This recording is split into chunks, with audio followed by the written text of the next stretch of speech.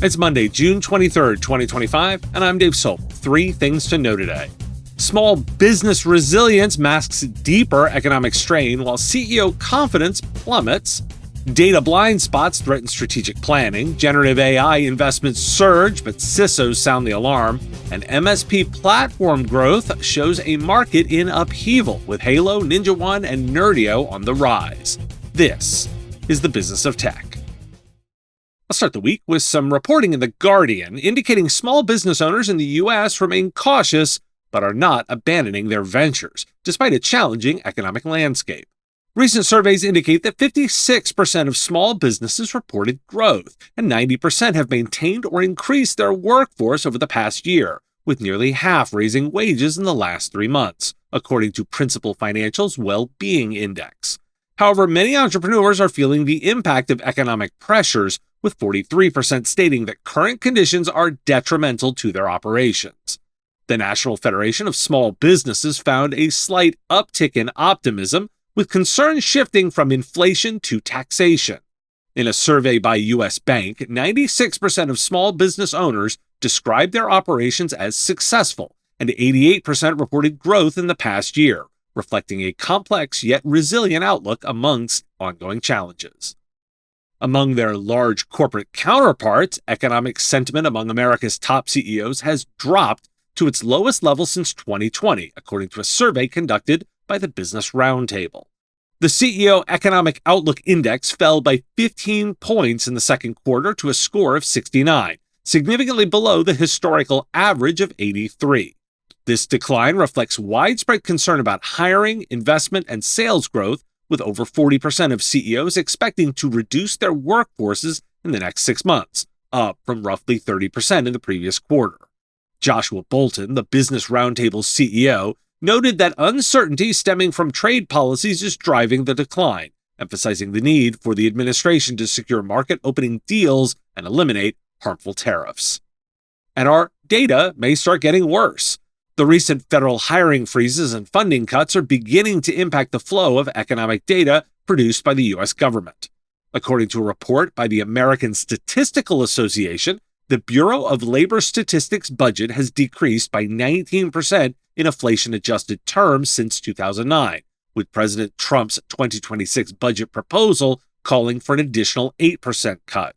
This decline in funding has led to significant changes in data collection practices, including the suspension of consumer price index data collection in 3 mid-sized cities and the elimination of hundreds of sub-indexes.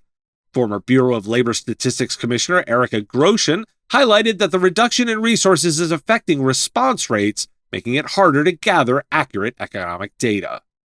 Young workers are expressing unprecedented levels of anxiety regarding their job security, with a recent report from Glassdoor indicating that employee confidence has hit a record low of 43.4% as of May 2025. This decline in confidence marks a significant drop from a peak of 53.6% in November of 2021. Why do we care? Because the numbers don't agree with the vibes, and that's the problem for IT service professionals. At the surface, small businesses appear resilient. Most are growing, hiring, and even raising wages. But nearly half still say the economy is hurting them. That contradiction reflects a brittle optimism. One where growth is still happening, but under pressure. For IT service providers, this means your SMB clients might keep investing in tech, but they'll also expect more tangible value for every dollar. Nice-to-haves are off the table. Strategic spend? Well, that's still viable, but only if you can tie it to risk reduction, cost efficiency, or business continuity. In contrast, enterprise sentiment is collapsing. CEOs are pulling back on hiring and investment.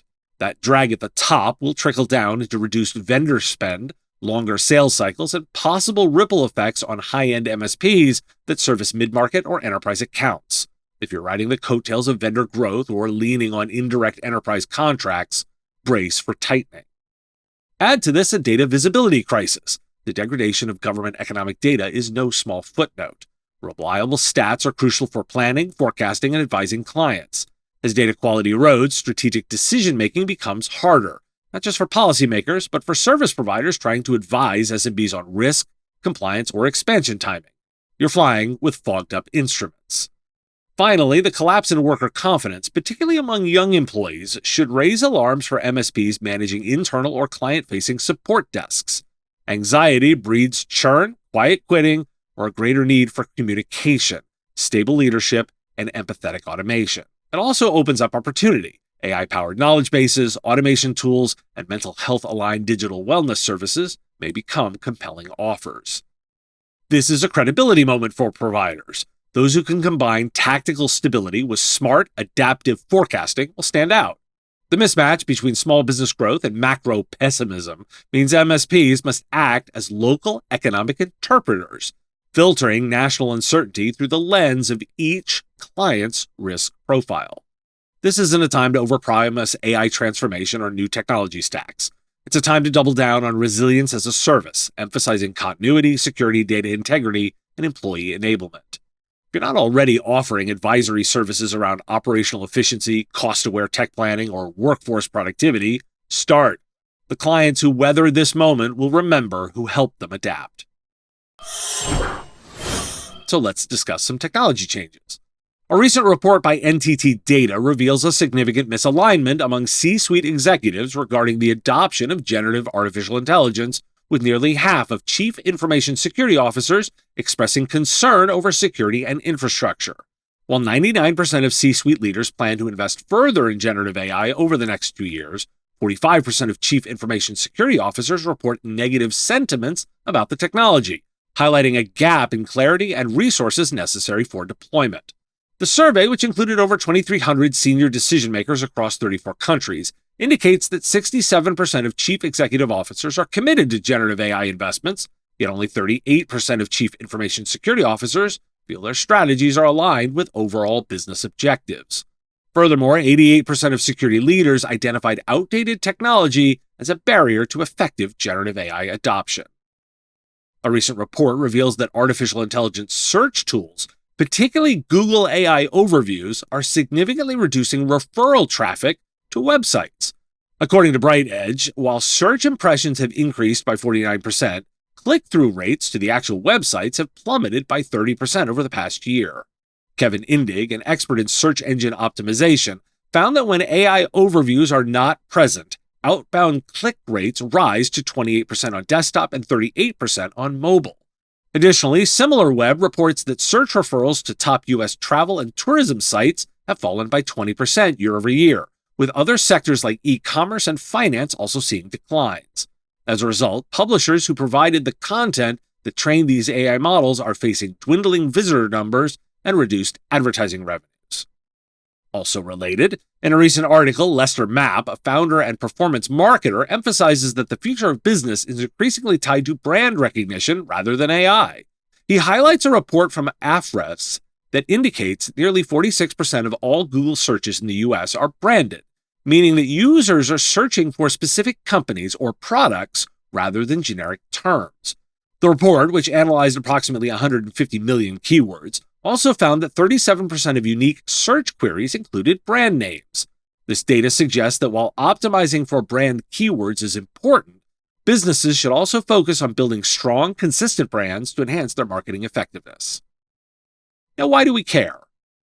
Because the technological power shift isn't just about generative AI adoption, it's about generative AI control. And right now, IT service providers have an opportunity to fill a growing leadership vacuum between hype-filled executive enthusiasm and CISO-level resistance grounded in operational reality. On one hand, the C-suite is moving forward with generative AI investments almost unanimously. But beneath the surface, CISOs are raising red flags about misalignment, lack of strategic clarity, and outdated infrastructure. If 88% of security leaders say legacy tech is a barrier, this isn't just about tooling, it's an architecture issue. That's where IT services firms, especially those serving SMBs and mid-market clients, can step in to provide readiness assessments, secure infrastructure modernization, and governance roadmaps. Meanwhile, the AI-fueled evolution of search is quietly rewriting the rules of digital engagement. Google's AI overviews are cannibalizing referral traffic. Publishers, and by extension, anyone relying on organic content strategies, are bleeding clicks and losing visibility. It's not just a publisher issue. MSPs that lean on content marketing are also at risk. The entire funnel is shifting. Impressions are up, but engagement is down. The Ahrefs data reinforces this. Brand is becoming a durable moat. In a world where generative AI abstracts and summarizes everything, only the source brands, the one people search for by name, retain power. For IT services firms, this means investing in brand visibility, not just performance marketing. Your blog won't save you if you're generic. But if you're known and trusted, prospects will seek you out despite what the AI says. You can't win against the AI summary layer by being anonymous. You win by making your name worth clicking. There's some new market data out of Canalys on the MSP sector, specifically the PSA RMM market. Quoting the Post, quote, in 2025, the overall market will hit $608 billion globally at a growth rate of 13% year over year. Robin Odie and his team at Canalys are tracking over 340,000 companies globally offering managed services, with 96,000 of them achieving over 30% of their revenues as recurring. To put this in perspective, managed services will be 1.5 times larger than the entire SaaS industry, as well as 1.5 times larger than all of the hyperscalers combined. In fact, it will represent over 15% of businesses and government IT budgets, including hardware, software, and services, this year. End quote. While the PSA RMM market is growing at 17.8% year over year, the growth isn't evenly distributed, ranging from flat to 72.4% year over year growth. Enable posted a 0.1% growth year over year, while Kaseya showed 20.1% growth. Ninja One, 52.7%, Halo PSA, 72.4%, and ConnectWise, 3.1%. All others, 17.8%. So your top 5, ConnectWise, Kaseya, Ninja One, Enable, and Halo PSA, with ConnectWise retaking the top spot and Enable dropping to number 4. In growth news, Nerdio has surpassed $100 million in annual recurring revenue, achieving the milestone in just over 5 years. The growth reflects an 85% year-over-year increase as enterprises increasingly transition to cloud-based solutions for managing Microsoft technologies. The company specializes in automated end-user computing management and has added over 400 new enterprise customers within the past year, serving more than 15,000 organizations across 50 countries. Now, why do we care? Because the MSP industry has officially become too big to ignore, yet also too fragmented for comfort. The Canalys data predicts managed services will reach $608 billion globally this year, more than SaaS and larger than hyperscalers. That marks a shift in the industry. Managed services are no longer just part of the larger IT ecosystem, they're now the main player. But beneath the headline growth lies a more important truth. The PSA RMM platform war is far from settled. The range in platform growth, from flat, Enable, to triple-digit scale-ups like Halo PSA, highlights a highly volatile competitive landscape. No vendor is dominant across all segments. ConnectWise, he regained the top spot, but not by outgrowing its competitors. In fact, some smaller players are running circles around the incumbents. Ninja One's 52.7% and Halo PSA's 72.4% year-over-year growth indicate that agility, user experience, and vertical focus are driving significant customer shifts. The flat growth from Enable and slow growth from ConnectWise may indicate market saturation, pricing resistance, or platform complexity. For providers, this means vendor selection is more strategic than ever. Choosing a platform isn't just about features, it's about future potential, partner experience, and ecosystem alignment. So first, I want to discuss Kaseya. Kaseya reported 20.1% year-over-year growth in the PSA RMM segment, according to Canalys, solidifying its position among the top 5 vendors, despite ongoing widespread community disapproval. Kaseya's growth is largely driven by acquisitions and bundling. Their ownership of Datto, Unitrends, IT Glue, ID Agent, Spanning, and others gives them a huge opportunity for cross-selling and offering discounts. This strategy appeals to new MSPs looking for a one-stop shop, budget-conscious providers willing to sacrifice user experience or vendor transparency for perceived value, and resellers motivated by sales commissions and partner margins. It's not driven by love, it's about lock-in and leverage. Many of the loudest critics are mid-sized to larger MSPs in North America. However, Kaseya is aggressively expanding beyond that core, especially in markets where alternatives are less developed or well-known. The Canalys growth figure includes global expansion, where vendor perception often lags behind growth incentives. We can also add a bit more color about Enable since it's publicly traded. Market share growth in Canalys probably focuses on licenses sold or deployed. Even if Enable boosts revenue through price increases, upsells, or security services, the Canalys metric stays flat if they're not gaining more logos or seats in their core PSA RMM. Enable highlights their security and endpoint management products in their earnings calls, along with their push toward cloud management. If you're looking for a modern, fast-changing PSA or RMM, Enable might not be the right fit. Their focus and roadmap clearly prioritize security and cyber resilience.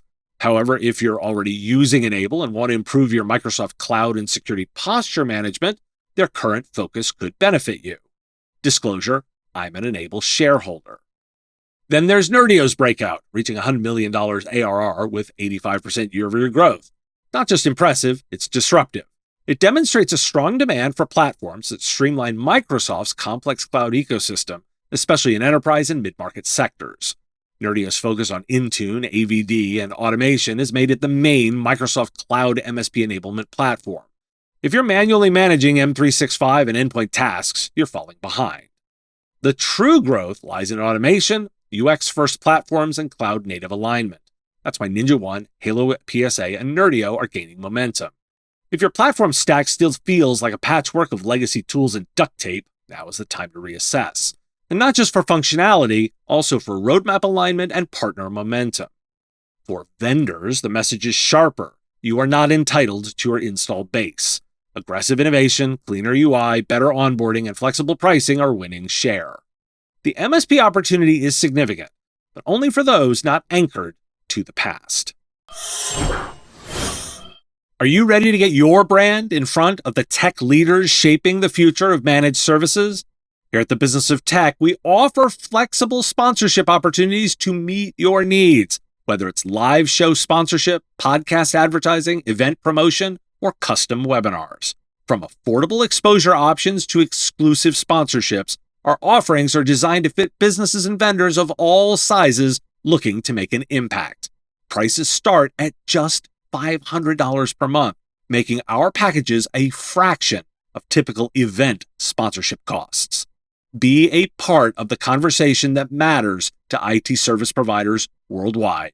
Join us at MSP Radio and amplify your message where it counts. Visit mspradio.com/engage today to explore all the ways we can help you grow. Thanks for listening. Today is National Onion Ring Day, National Kissing Day, and National Limoncello Day. But perhaps order matters. Join me for a webinar sponsored by Nerdio, Modern Endpoint Management with Intune, what works and what doesn't. Visit bit.ly/Nerdio webinar with link in the show notes.